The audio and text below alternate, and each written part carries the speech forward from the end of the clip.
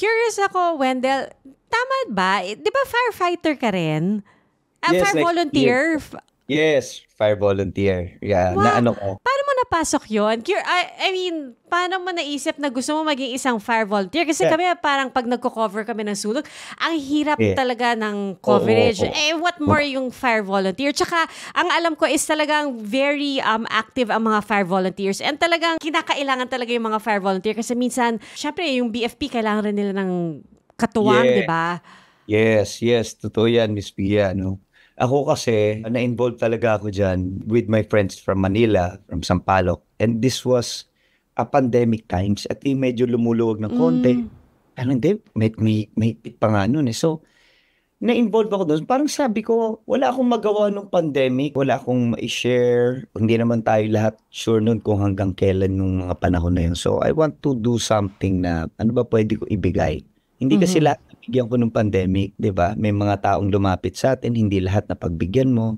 Kasi hindi mo naman po pwedeng Oo. magbigay kung ano man yung needs sila dahil wala naman ako sa posisyon para ako yung magbigay ng mga meron Mm-mm. konti, pero I have to keep for my self also, for my families also. Oo. So, ano ba pwede ko ibigay sa kanila ngayon na hindi naman ako politikong tao? Ano ba pwede ko ibigay sa kanila? Sabi ko, nag-ano rin ako na actually na-inspire ako doon sa mga first front, what they call this? Mga frontliners natin. Frontliner. Yes, na-inspire ako sa Ah, kanila kasi buhay yung time na yun, Miss Pia, wow. bibiro ang mundo di ba? So, ang dami kong kaibigan na frontline, may mga nurses, even our policemen, our mga taga-barangay nga lang, hindi na biro yun. So, nag-volunteer ako nung medyo lumuwag tayo sandali, pero naghigpitan na naman, parang Oo. ganun. So, doon na ako, hindi na ako nakaalis doon. And sa part na yun, sabi ko, Lord, ngayon na buhay kami ngayon, ano ba ang pwede kong i-share sa kanila na ano? So, siguro, yun lang yung sa panahon na kaya kong ibigay, yung serbisyo ko, and to inspire also mga kapwa ko voluntaryo. No, I just want to give them this credit na, syempre ako yung bago sa kanila.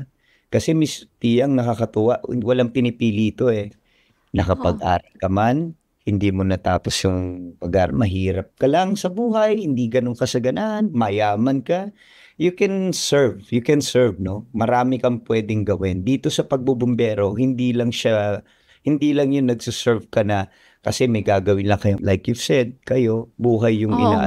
buhay yung pinupuntahan. So, nakaka-boost pala yun. So, siguro yung pagsama ko doon, binigyan ko lang din ng boost yung mga or ng Mga kasamahan mo. mga kasama ko na, oy, kayo ang bida dito ah. Kung sa TV Oo. napapanood nyo kami, kayo ang bida dito. Kaya bago lang ako dito, sasamahan ko kayo. Ang trabaho nyo, hindi po pwedeng pantayan ng bayad. Kasi, Wow.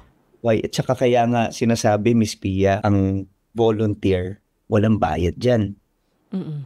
So, pagka nag-alarma na yan, pag may sunog na, or pag may mga emergency na, automatic tao lang yung pupunta, walang sweldo yun, Mm. walang hintay na kapalit yun, usually, thank you, which is, I've experienced that, yung ganung Oo. talaga. Serbisyo lang talaga, no? Oo, Nag-training ba kayo para dyan? I mean, yes, oo, meron, hindi siya po pwedeng walang training eh. So, Grabe. meron siya sa barangay, sa area natin, Mhm. sa facilities. That's why, yun nga yung mga naging well, it's a different story, no? Yun nga yung sana ma-push na rin ng gobyerno natin kahit paano Oo.